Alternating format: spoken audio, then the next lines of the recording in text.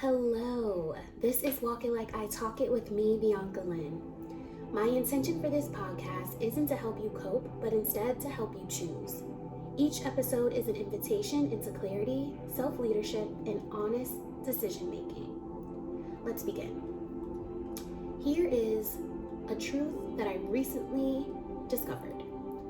Emotional flexibility is not always maturity. Sometimes it's avoidance dressed up as balance. There is a point where being understanding, adaptable, and open stops being emotional intelligence and it starts being self-abandonment. And the reason that this is hard to admit is because emotional flexibility is rewarded. You get praised for being easy, for being calm, for not making things awkward, for going with the flow. But if you're always flexible, someone else is always deciding. And at some point, balance stops being wisdom and it becomes a way to avoid choosing yourself. That's the part that most people don't want to hear. So let's decode what's actually happening. There's a pattern that I see over and over again, especially in emotionally aware, self-reflective people, or especially within myself. They know how to regulate. They know how to empathize. They know how to see both sides. And slowly, without realizing it, they use those skills to stay in situations that no longer require understanding, but yet they require a boundary. So honesty hour. You stay flexible so you don't have to be firm. You stay open so you don't have to risk conflict. You keep adjusting so you don't have to disappoint anyone. Because there is an addiction, an emotional addiction at play. And that addiction isn't chaos. Sometimes the addiction is being needed. Being the calm one, the reasonable one, being the one who can handle it. It gives you a sense of control, a sense of identity, a sense of moral high ground, but it also keeps you stuck. Because emotional flexibility becomes a substitute for truth. You don't say what you want, you accommodate. You don't ask for change, you adapt.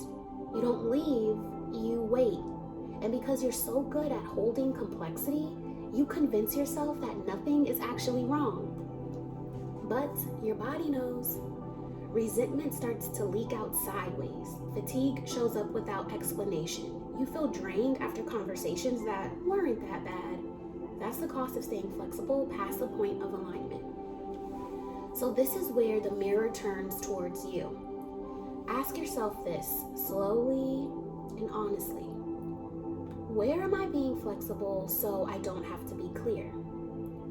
Where am I managing emotional discomfort instead of addressing the root issue? And what am I actually afraid would happen if I stopped accommodating? Because balance is not achieved by constant adjustment. Balance is achieved through reciprocity. If you are always bending, you are not being balanced.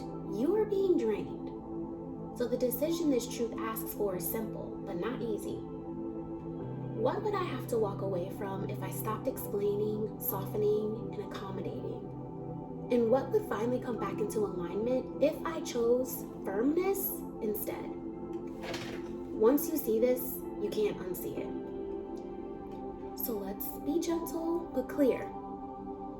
Being emotionally mature does not mean being endlessly available. Being regulated does not mean being silent. And being compassionate does not require self-erasure. So this is the affirmation, not for comfort, but for self-respect. I am allowed to be firm without being cruel.